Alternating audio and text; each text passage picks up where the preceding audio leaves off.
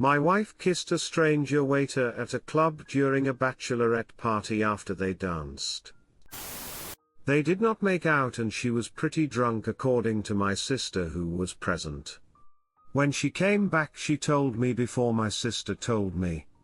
She has expressed her regret and poor decision-making and blamed it on the alcohol and environment. We have been together for 5 years. First time this has happened. Apparently they were grinding and then he kissed her and she pushed him away. Is this something we can overcome? I feel hurt and betrayed. Can we make it through this or is this unsurpassable? Redditor's reactions, story 2 after. Redditor 1, I don't know about you, but if my partner was grinding on strangers, I'd be upset about that as well. Not just a kiss. She did admit it herself though and put a stop of it herself, so points for that at least. I personally would move forward but trust would have been fractured, especially if it involves outings with alcohol. I'd let them know that clearly. How they react will let you know how to proceed. Redditor follow-up, she did admit it herself though and put a stop of it herself, so points for that at least. She knew that Op's sister saw what she did. That is the reason why she decided to tell her husband. She never would have told her husband anything if his sister was not there. I don't think it was a waiter.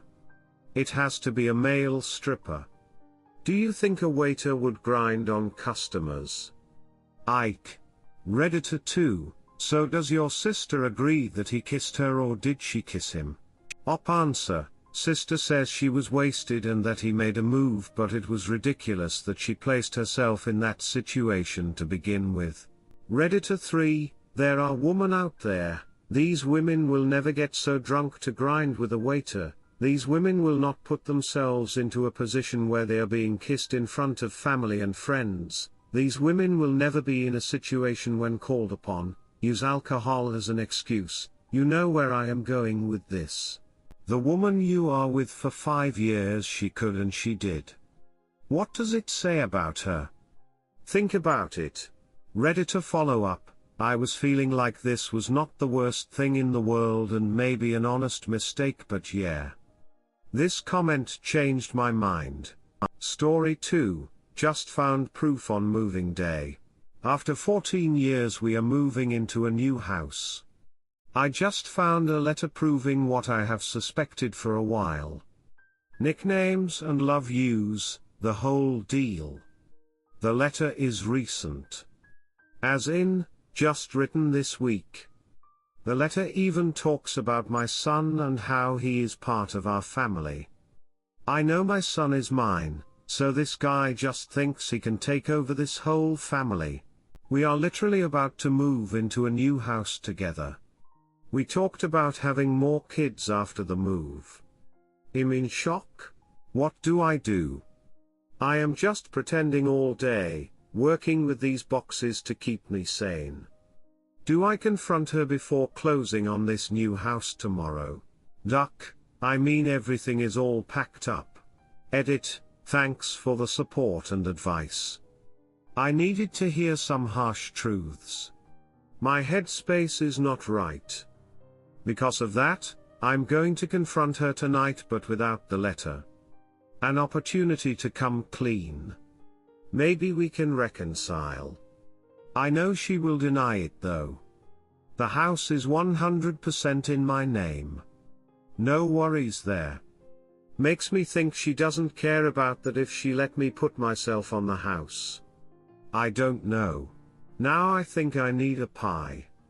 I am going away soon, which should be a good opportunity for them. I need to build my case. Get more information and contact lawyers. I couldn't do anything like that today because of the move. Edit 2, I confronted. She told all. Said that they love each other. But she loves me too. No yelling. No fight. It was odd. So calm. With huge gaps in between speaking. I am going through with the closing. It is my house. My head is killing me from everything today.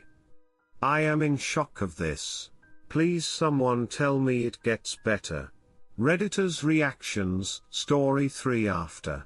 Redditor 1, sounds like they just need you to sign the papers on the new house before they can start their new family together in the house you bought. I wouldn't close on a house with a woman who is already planning to replace me. Redditor follow-up, op. Fists MTFKRRRRR don't close. I would lose deposit.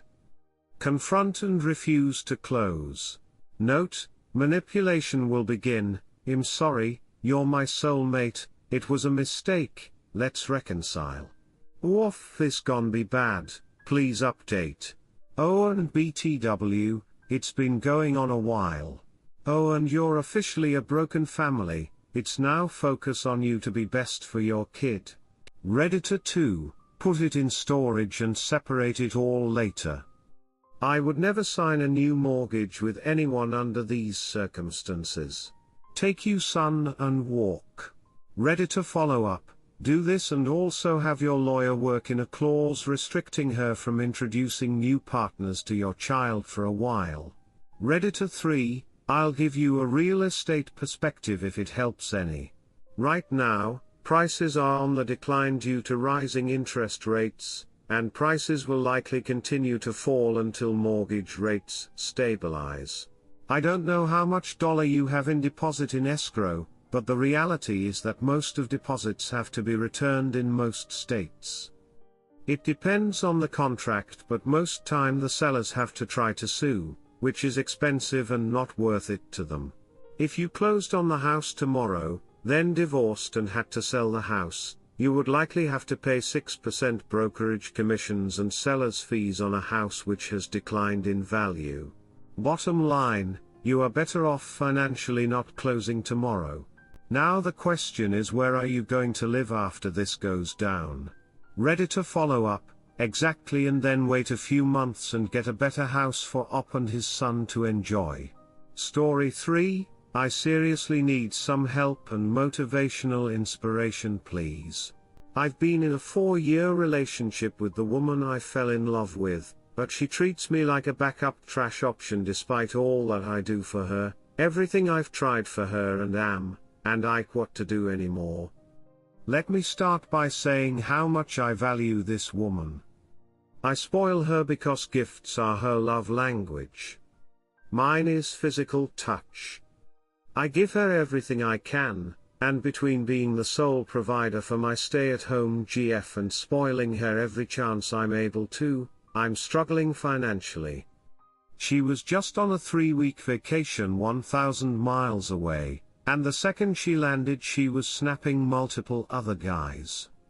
Within 12 hours they were receiving her nudes. She set it up before she left and went all out while she was gone. Before she left I told her not to come back if she does duct poop. Of course she came back though, because I have money, I work, she doesn't have to worry about anything. I told her it's me or her exes and fuckboys. First week back was amazing. And then back to the norm. Last week she was snapping like crazy, just like when she admittedly was sending nudes to the exes and fuckboys 2 weeks prior. She swears it was because her best friend just got Snap. But when I was home for the long weekend, not a single log on to Snap, despite her taking sexy selfies and telling me she was sending them to the same best friend. But it wasn't on Snap. I can't trust a word she tells me. This is one of multiple disrespectful actions on her behalf, as I never once stepped outside the relationship.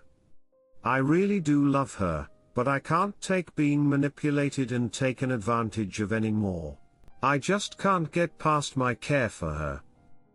Time between us is minimal and she doesn't feel into it 80% of the time. She's threatening to leave by the end of the weekend, and I'm inclined to let her go, especially after she threatened to let my dog out into the street. I just don't want to see her fuckery that she also threatened to make sure I see. I need support through these tough times, if it was just her I'd never have had her come home. In fact, I regret letting her. But I have so much other poop going on that I didn't let her go, because when things are good it's very helpful and comforting. But it hasn't been for some time. I have been having a real rough 2 weeks at work and she doesn't even want to talk to me. This relationship is struggling, she doesn't take counseling seriously, and I'm just losing it. I really need help on how to navigate this. All suggestions are welcome, please. Update: I finally told her I'm done after catching her texting an unsaved local number. The title is just the beginning. She's been having emotional affairs our entire relationship. 4 years anniversary would have been this weekend. She 30s F finally said she commits to me 30s M after her nude sending spree for 3 weeks while visiting her parents. She was sending nudes to all her exes and duck boys. I literally saw her open the text to an unsaved number. The conversation was clearly deleted regularly, but there was a back and forth between them. When I asked her who it was, she backed out of the conversation, opened the conversation with her daughter, and gaslighted me before running to the bathroom saying here we go again, and then called her daughter so I wouldn't confront her. When she finally came out, she tried giving me some BS story as I was walking out the door with my dog. She said that it was a friend just like all the other friends that turned out to be much more than just friends that just got out of jail. They started talking around our last couples counseling session, which was about a month ago now, and she didn't tell me about him because she didn't want me to associate him with all the other guys that were the problem at the time, and that he knows all about me and has seen her FB with all the posts of her, and I like that matters to a guy who just got out of jail.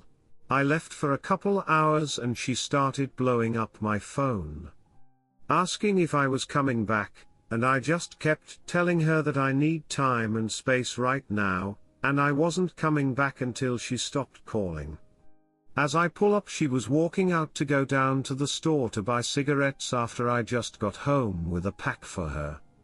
When she finally got back, she got drunk, and then got physically abusive on top of the mental abuse she was already putting me through. That's when I finally said it. I'm done. Here's the problem: she lives with me, because I support her completely, and she's still here while I have a wound and dried blood on my cheek, a bite mark on my chest, a bruised and swollen elbow, and a cut on my hand. I haven't said a word to her since I woke up. Now I need to figure out what to do, and how to start over again after wasting pretty much the first half of my 30s. I'd appreciate any and all advice and support. Oh, I forgot the kicker. Because I gave her enough rope to hang herself with, which she did again, we've been in a perceived good place the past few weeks, and she just tried to get me to get her pregnant over the weekend. All I gotta say is thank God for whiskey and tequila DCK stopping me from reaching completion.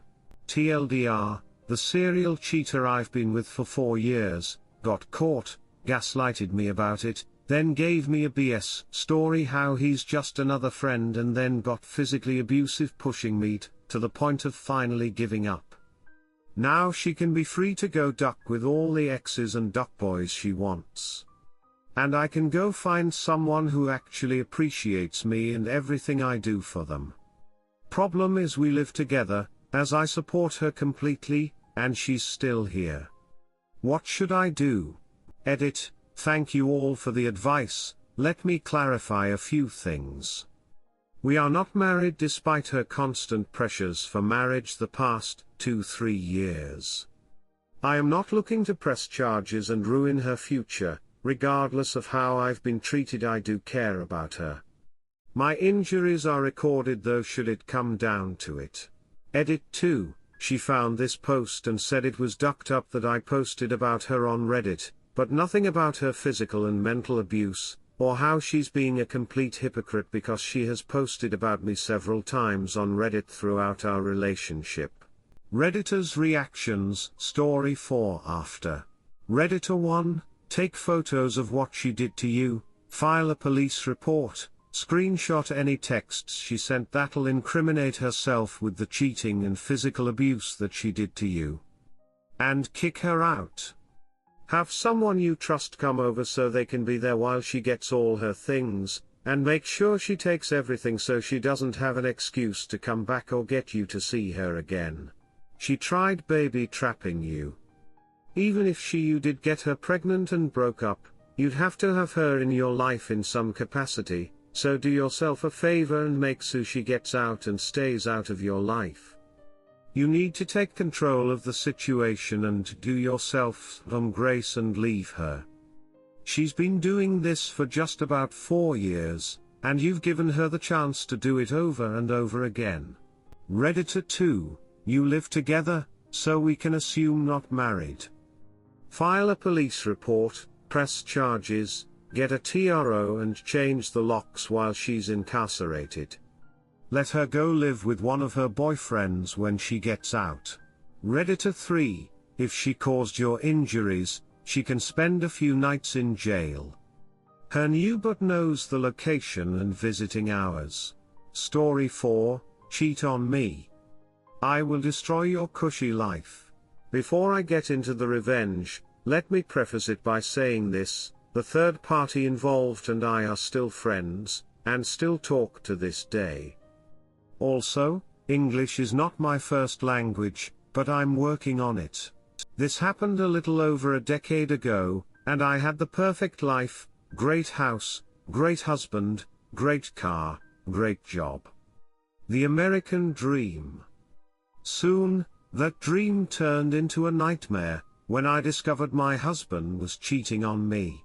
It started small, basically the typical signs: coming home late, ignoring attempts to get intimate, making excuses, etc. Then, one day, I had a notion to go through his phone. Huge mistake on my part. Not only was he cheating on me, but he was doing so with a guy.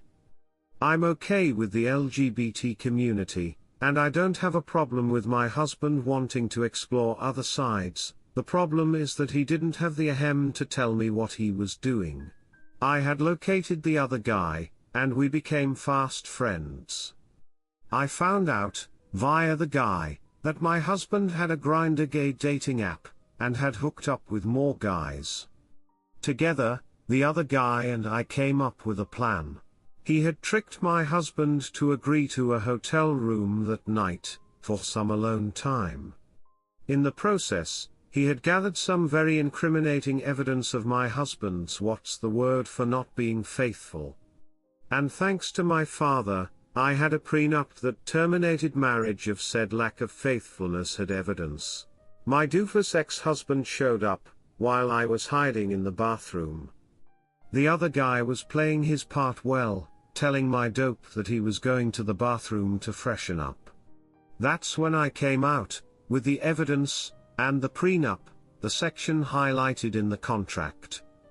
I told him I was getting everything, and he was done for. He bolted.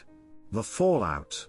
When I took him to court for the divorce hearings, I had requested that I got the house and his car, since it was in my name. Thanks to Daddy Dearest, I was the primary breadwinner of our family, so I got what I wanted, and got to keep my assets. He lost everything but his crappy Nissan and his clothes. He had tried going back to the other guy, now my good friend, but that didn't work. In the end, my ex had to move back in with his parents, and I think he's working at Target. Last I heard, I don't care. Hell hath no fury like a Latina scorned. Redditor's reactions. Redditor 1, Karma whore, do not engage. This story is stolen by a brand new account. It's been posted here at least 1 year ago. Redditor follow-up, it's not even well written. If you copy a story from someone, at least choose a good one. This actually hurts to read. Redditor 2, when someone makes you their unknowing beard. All bets are off. Redditor 3, yes. This is exactly what prenups are for, covering social standards where the law does not provide. English as second language 2. Not being faithful. The word you were looking for is infidelity, cheating or unfaithfulness, official, casual or religious depending on your perspective. Redditor 4, well done. I'm sorry you had to go through that, not sorry you found a new friend, though. You say you're working on your English. I think your writing is excellent, both clear and entertaining. Whatever you're doing must be working. Redditor follow-up, typical Reddit, English isn't my first language. Writes post more grammatically correct than people whose first and probably only language is English.